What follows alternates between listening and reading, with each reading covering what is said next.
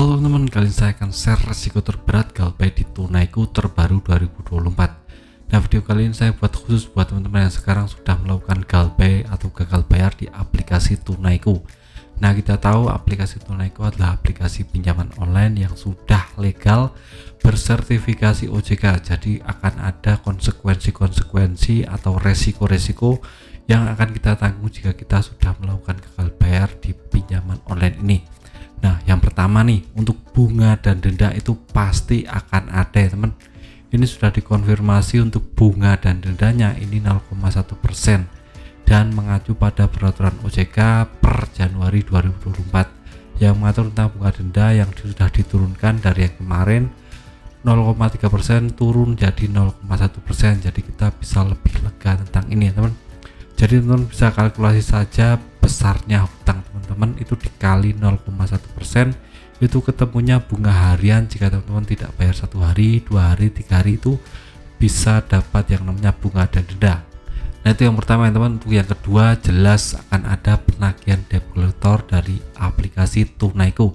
Nah, sekarang pertanyaannya, apakah Tunaiku ini ada di sel lapangannya? Nah, saya jawab ini mungkin ada ya teman, karena ini aplikasi yang sudah download 10 juta orang di Indonesia, jadi kemungkinan besar akan ada debt collectornya. Tapi untuk debt collectornya masih amat sangat sedikit sekali. Ini cuma aja di Jakarta doang ya teman. Untuk daerah lain ini mungkin ada, tapi cuma di seputaran Jabodetabek saja. Untuk di luar Jabodetabek ini kemungkinan besar akan aman dari penagihan debt collector, apalagi di luar Jawa itu lebih aman lagi ya teman.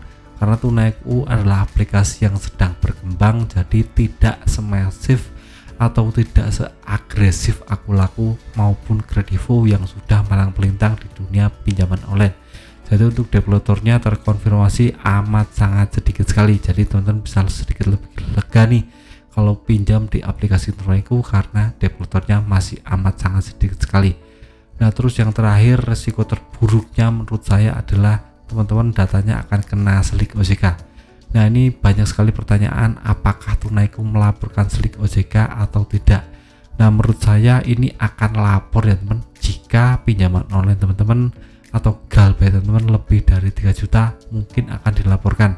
Tapi jika teman-teman GalPay-nya cuma 5.000, 3.000 itu tidak akan mungkin kena yang namanya slik OJK karena pinjamannya cuma kecil ya teman. Jadi males untuk menagih. Jadi males untuk mendaftarkan teman-teman ke BI checkingnya. Kenapa kok seperti itu? Karena semakin Tunaiku atau pinjaman online lain melaporkan BI checking, ini kemungkinan besar akan menjadi rasio GalPay. Nah, untuk OJK sendiri menerapkan yang namanya aturan untuk rasio GalPay di aplikasi pinjaman online itu 5% dari keseluruhan pinjaman. Jadi jangan sampai nih banyak yang GalPay.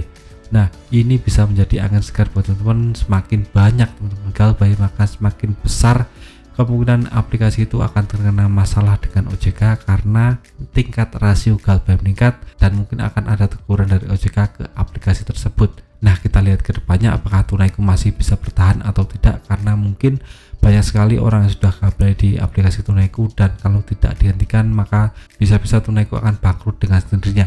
Nah, itu saja 3 risiko terberat jika GalPay di aplikasi Tunaiku terbaru 2024. Semoga teman-teman bisa terinspirasi dan bisa mengambil manfaat dari video ini. Sekian video dari saya, semoga bermanfaat. Tetap semangat, kehidupan yang lebih baik.